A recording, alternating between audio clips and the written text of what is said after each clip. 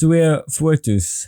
Two photos. Now, Dr. Pina and Mr. Anderson's hush conversation about the compromised school database continues. And Dr. Pina asks Mr. Anderson to contact a computer technician from Harrismith named Thompson.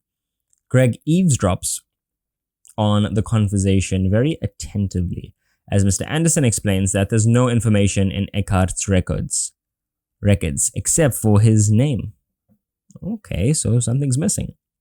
And Greg tosses and turns in bed later that night, mulling over Eckhart's disappearance and the fragment of information he got from Dr. Pina and Mr. Anderson's conversation. And he hopes that Eckhart is okay, but what if that is not the case?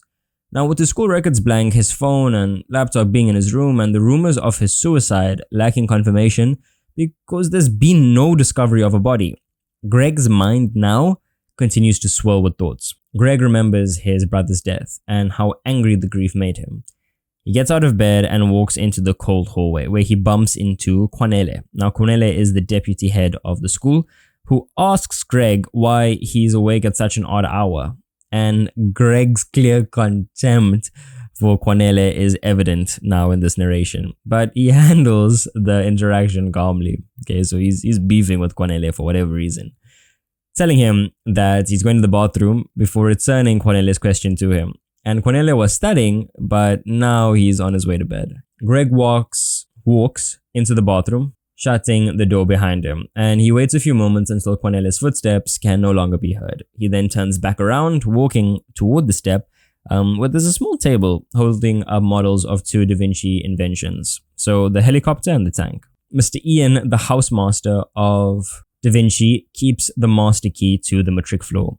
Eckhart showed him the location once, and it's like hiding your spare key under a rock in the garden, he said. Greg finds the key hidden in the tank's hull, and with the key in hand, he walks over to Eckhart's room, carefully looking over his shoulder to ensure that no one's following him. Okay, so very ominous and foreboding once more. The room is just as he'd left it, meaning that the police have not yet investigated. Greg remembers overhearing a uniformed officer telling Dr. Pienaar and Mr. Anderson that they should be handing the case over to the detectives, who also have still not investigated. Now, Greg, he looks at the notice board in Eckhart's room, which was mostly unchanged except for one photo, which now stood where Eckhart's family photo was, held in place by a golden thumbnail, one of those like thumbtacks. And the photo features a white hat on a black background, much like one in a picture he once received from Eckhart via MMS.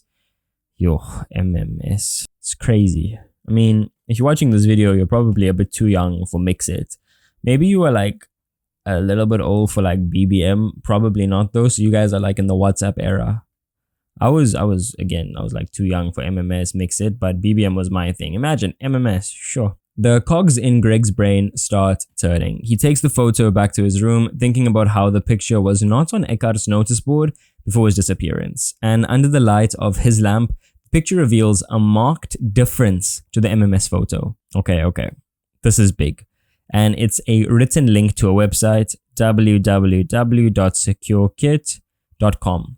Next to the word Echo, which is Eckhart's pseudonym, his name while he's hacking, and Greg swiftly just whoops out his laptop, boots it up, and opens Firefox immediately. And this is a browser that Eckhart told him that is far more secure than Internet Explorer because there are fewer users, hence fewer shady types trying to expose vulnerabilities in the browser. And the website, it now takes him to a downloader for a steganography program. So what is steganography? It refers to a manner of incorporating hidden messages into photos. When I was younger, I watched this one episode, The Sweet Life on Deck, Zach and Cody. Maybe a few of you watched it too. It was just about, like the whole episode was like they were trying to do like this little hunt, like this treasure hunt. And they were trying to find like the message hidden in this album. So, steganography, very interesting stuff. And well, this is apparently how terrorists spread and receive information and instructions via steganography. Greg officially thought that the white hat MMS was a reminder for him to remain a white hat. So, an ethical hacker. But no, be a black hat now. Be more malicious in everything. However, there is a message hidden in the photo, and he installs the program and uploads the picture to his laptop. And when he opens the picture with the program, a field appears requesting him to enter a password. So immediately, he tries echo, Eckhart pseudonym, but he mistypes it the first time. And once unlocked, the word message, it appears on screen with a window containing a URL. So this whole www.echoesunderworld.co.za. And without skipping a beat, Greg copies the address to his browser. So without skipping a beat, he is hastily doing all of this, which brings up a simple website with no graphics at all. Just a black background, an input field, and 2 words in white. Enter password. Oh, what's going to happen next?